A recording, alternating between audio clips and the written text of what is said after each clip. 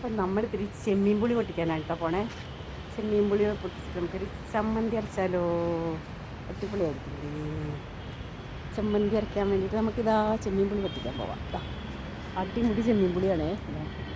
കാണാണ്ടോ? 2-3 മതി എനിക്ക്. പിന്നെ ഇത്തിരി നാളെ ഞാൻ ഇത്തിരി പുളിങ്കറി വയ്ക്കും കേട്ടോ. അപ്പോൾ അതിലേക്ക് എടുക്കാം. അപ്പം ഞാൻ പാത്രം എടുത്തില്ല, അതുകൊണ്ട് കുറച്ച് എടുക്കണം. ഇത് മതി എനിക്ക്. കണ്ടോ?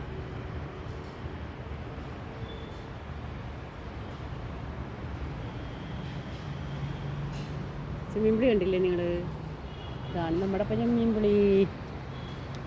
അപ്പം നമുക്ക് ചമ്മന്തി അരയ്ക്കാൻ പോവാം കേട്ടോ. 4 ചെമ്മീൻപുളി ഇതേപോലെ ഞാൻ എടുത്ത് ഇതിലേക്ക് ഇട്ടിട്ടുണ്ട് കേട്ടോ. തേങ്ങ ഒന്ന് ചതച്ച് വെച്ചിട്ടുണ്ട്. അപ്പം നമുക്ക് ഇതും കൂടി ഒരെണ്ണം കൂടി ഇട്ടെടുക്കാം. ഇനി ഇത്തിരി 2 പച്ചമുളക്,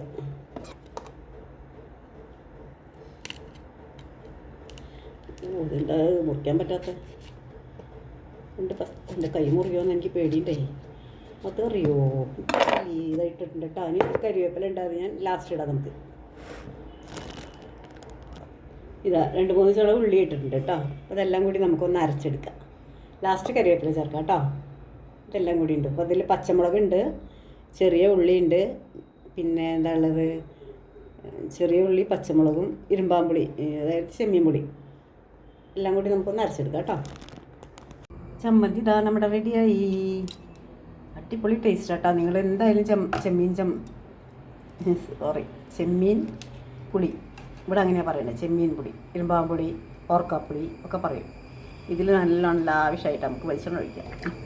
വെളിച്ചെണ്ണ ഒഴിക്കാനൊട്ടും മടിക്കണ്ട. ഇല കൂടിയാലും നമുക്ക് ടേസ്റ്റ് വേണമല്ലോ.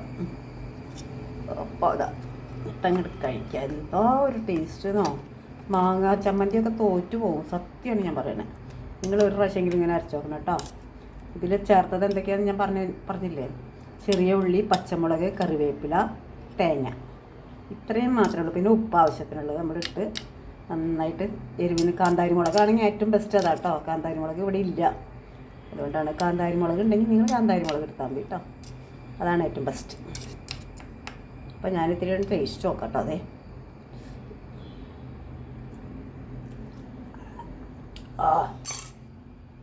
ഒരു ടേസ്റ്റാണ്, എനിക്ക് വാക്കുകളില്ല പറയാൻ, സത്യം.